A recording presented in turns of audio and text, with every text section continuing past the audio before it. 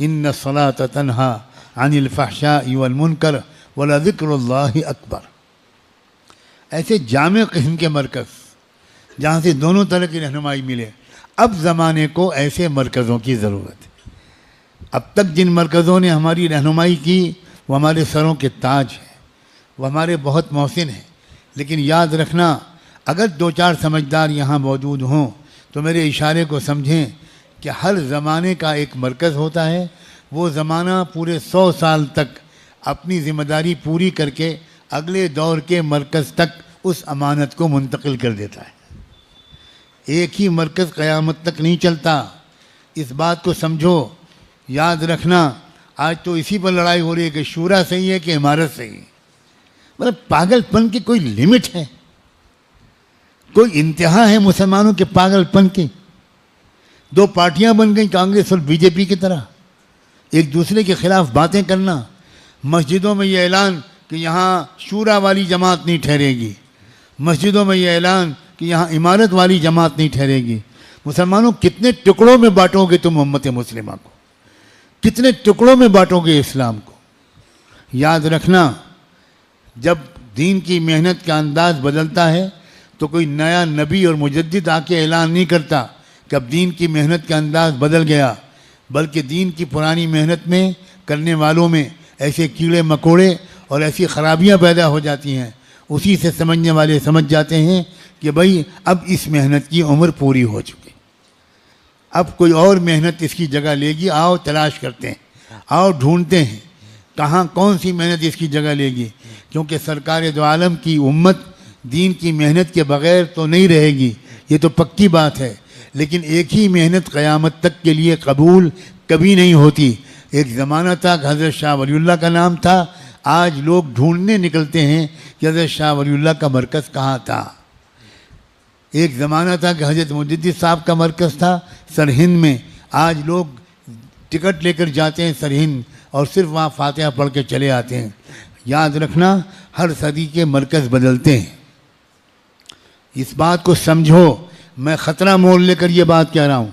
मैं जानता हूँ कि इसी बयान के दरमियान कमेंट्स आने शुरू हो गए होंगे, ट्रोल किया जा रहा होगा मुझे, गालियाँ दी जा रही होंगी मुझे, बद्दुआएँ की जा रही होंगी मुझे इसकी कोई परवाह नहीं है।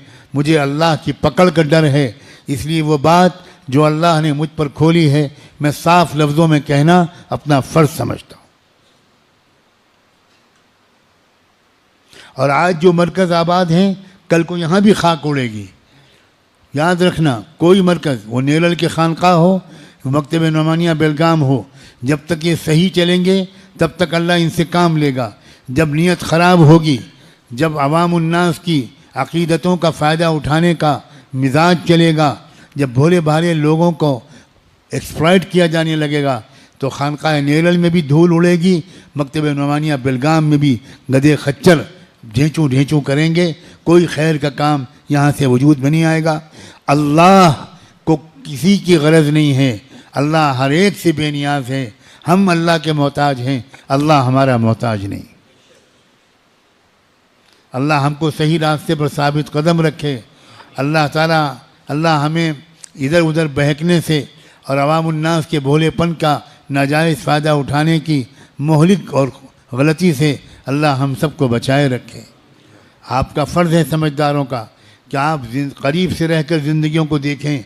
मैं साफ़ लफ्ज़ों में दावत देता हूँ, आप मेरी बातों को सुनकर मेरे मुतक़िद न बने, मेरे साथ रहें, रातों की तन्हाइयों में मेरे साथ रहें, सफ़र व हज़र में मेरे साथ रहें, दिन रात की फ़िक्रों को देखें, किन फ़िक्रों को लेकर मैं चल रहा हूँ।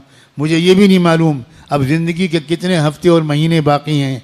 मैं आपसे कहता हूँ, अब भी खुली किताब की तरह मेरी ज़िंदगी का मुताला करें और देखें कि क्या इस बंदे का साथ लगना क्या सही रहेगा, अल्लाह की रज़ा का बाइस बनेगा। इसको मजबूत करना, इसकी मदद करना, इसकी नुसरत करना क्या मुनासिब रहेगा। रमज़ान की 27वीं शब में मैं अल्लाह को गवाह बनाकर अपनी ज़िंदगी को पेश कर रहा हूँ। खुदा के बंदो, मैंने अपनी बात पूरी कह दी, इससे ज़्यादा मैं नहीं समझता कि और मुझे क्या कहना चाहिए। मगर आप हो कि खाली बयान की लज्जत लेने आते हो, बयान का मज़ा लेने आते हो। हज़रत जी मौलाना यूसुफ साहब कहा करते थे कि तबलीग में लगने से पहले, दीन में आने से पहले तुम गाने सुनते थे, अब गाने नहीं सुनते, अब खाली बयान सुनते हो। वो भी कानों की अय्याशी थी और ये भी कानों की अय्याशी है। सुनना मकसूद नहीं है भाई, समिअना व अताना, इस्माऊ व अतीऊ। मकसूद यह है कि जो जो कहा जाए उस पर अमल करना। अगर कहा जा रहा है कि अपने बच्चों की तरबियत करो, अपनी बच्चियों को ईमान समझाओ, अपनी औरतों को ईमान समझाओ, क़ू अनफुसकुम व अहलीकुम नारा, अपने बच्चों को जहन्नम की आग से बचाओ, तो फिर ये काम शुरू हो। घर घर जहन्नम का तज़किरा करो, अपने बच्चों और बच्चियों को बिठाओ, प्यार मोहब्बत से बात करो, वाक़यात सुनाओ, उनको वाक़यात सुनाओ, उनको कुरान मजीद समझाओ, और आप ख़ुद इस्लाम को समझे हो तभी तो बच्चों को समझा पाओगे। मुझे ये कहने दो, खुदा करे कि मेरी ये बात गलत हो, कि आप में से अक्सर इस्लाम को समझे हुए नहीं।